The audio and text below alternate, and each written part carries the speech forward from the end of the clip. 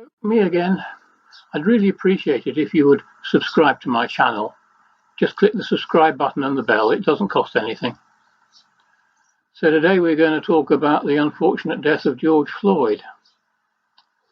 So, because it has a lot of ramifications. But why has his death provoked so much violence?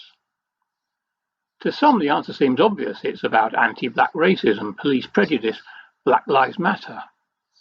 I can agree with this up to a point, and that point for me goes as far as peaceful but vociferous protest and campaigning for change. But the violence is being committed as if nothing has been done, and it goes further, much further. Why are people blocking the freeways and smashing the cars of people just going about their daily lives? What does that achieve? Did those people, those car drivers, have anything to do with George Floyd's death? No, they didn't. Do you think that Floyd, known as a gentle giant, would want this? I think he'd be yelling, "Stop." How does breaking into supermarkets help your cause? That has nothing to do with this tragedy. It's just an excuse to rob and steal. It's self-interest. You thieves don't care about Floyd or Black Lives Matter. You're just thieving scum. You only care about yourselves.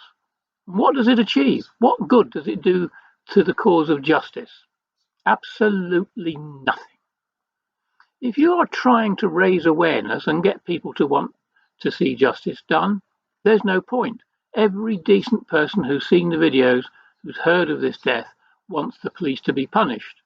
Black or white, no decent person in their right mind believes that the level of violence towards George Floyd was justified.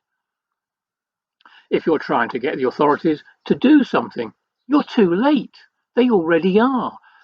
The very next day, the officers were sacked, arrested, and charged with various degrees of murder and manslaughter. The FBI has been instructed to investigate the case.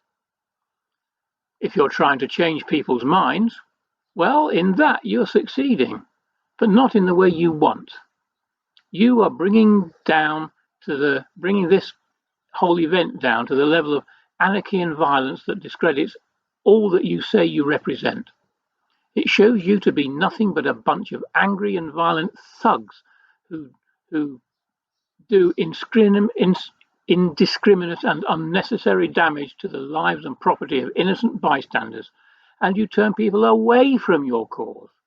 Good people don't support violence and anarchy. There's an American rapper, for the English audience, you'll never have heard of him. He's called Lil Wayne. And he's calling on people who are protesting the death of George Floyd not to make this death about race. He said last Friday that folks need to be very specific when reacting to perceived injustices. He warned that you shouldn't blame an entire race or the entire force, I think it means the police force, and that he's unimpressed by hashtag and t-shirt activism if it doesn't actually help the person you're claiming to get justice for. In his own words, Lil Wayne said in an Instagram conversation, "We have to stop placing the blame on the whole force and the whole everybody of a certain race or everybody with a badge. And if we want to place the blame on anybody, it should be ourselves for not doing more than what we think we're doing." So the message here, to me, is quite clear. Don't blame every police officer because of what one police officer did. Don't blame every white person for what one white person did. And if you want to change, you must be that change. Lil Wayne went on to say that some people put a tweet out and they think they did something. Some people wear a shirt, they think they did something. I mean, what are you going to do after that? Did you actually help the person? Did you actually help the family? Did you actually go out and do something? In other words, you must do something that will make change happen. And wearing a t-shirt whilst burning down your own community is not the way to do it. Well, here's what many protesters have done whilst yelling Black Lives Matter. They've burnt down a chemist's. Consequence for the Floyd family? Shame. Consequence for the community? Sick people who can't get their medication, all because Black Lives Matter. They've burned down a junior school in the black community. Consequence for the Floyd family? Shame. Consequence for the community, young black children not getting an education, all because Black Lives Matter. They've looted and burned down Walmart. Consequence for the Floyd family, shame. Consequence for the community, jobs lost, many of them black people's jobs, all because Black Lives Matter. Looted and burned down Target. Consequence for the Floyd family, shame. Consequence for the community, jobs lost, many of them black people's jobs, all because Black Lives Matter. Burned down a police station. Consequence for the Floyd family, shame. Consequence for the community, apart from the cost to the taxpayer, including possible cuts in services, you have destroyed evidence of crimes under investigation. So criminals will now go free and maybe rob you, or rape you, or your children, or murder you. The big consequence is that you have made the community a more dangerous place in which to live. Let me ask you this.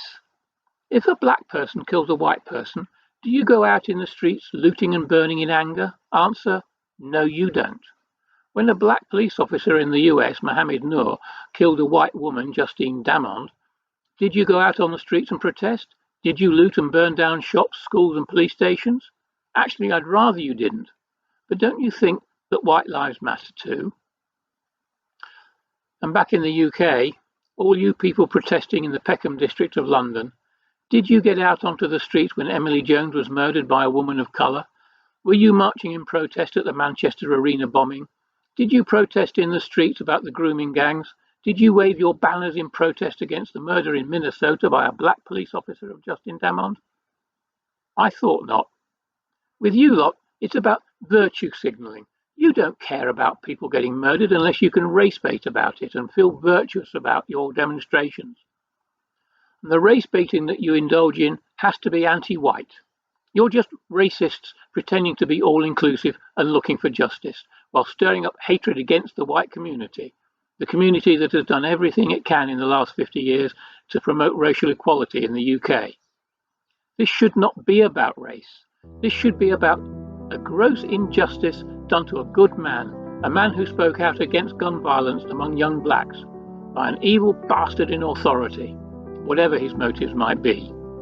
It should be about seeing justice done, not about stirring up more racial hatred. Not all whites are racist, no more than all blacks are racist. It should be about cleansing authority of violence and corruption, not about burning people out of their jobs. I'll see you.